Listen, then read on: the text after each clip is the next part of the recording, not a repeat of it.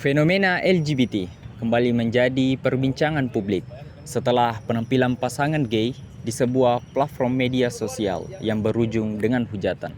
Pelaku LGBT semakin hari dianggap semakin berani untuk menunjukkan dan mendeklarasikan preferensi mereka serta orientasi seksual mereka. Sejumlah masyarakat ada yang memaklumi dan menerima fenomena LGBT, namun tak sedikit pula masyarakat yang resah dan menolak keberadaan LGBT. Apa yang membuat pelaku LGBT kian berani terbuka ke publik?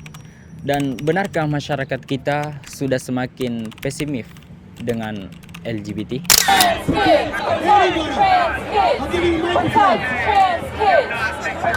Lesbian, gay, biseksual, dan transgender atau LGBT menjadi topik hangat dan semakin marak diperbincangkan, baik di Indonesia pada khususnya, maupun dunia pada umumnya.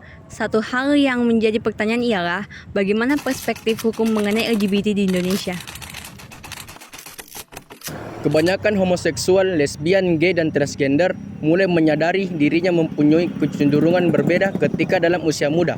Studi menunjukkan perilaku homoseksual dan ketertarikan sesama jenis banyak dijumpai sejak usia 15. Prevalensinya pada pria di Amerika 20,8%, UK 16,3%, dan Amerika 18,5%. Sedangkan pada kelompok wanita masing-masing 17,8%, 18,6%, dan 18,5%. Data ini menurut SEL tahun 1995.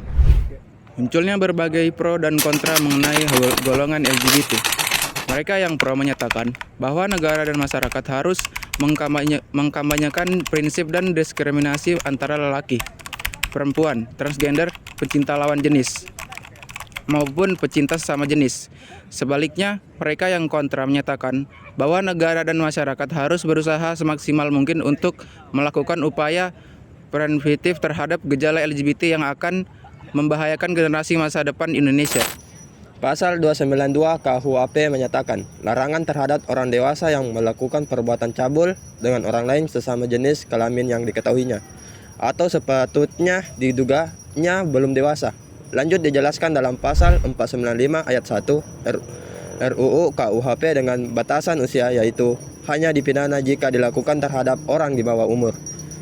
Di dalam perkembangannya, terdapat tambahan ayat baru berupa ancaman pidana tersebut tidak hanya berlaku pada perbuatan cabul di bawah umur, namun juga terdapat seseorang yang melakukan perbuatan cabul terhadap satu orang berusia di atas 18 tahun.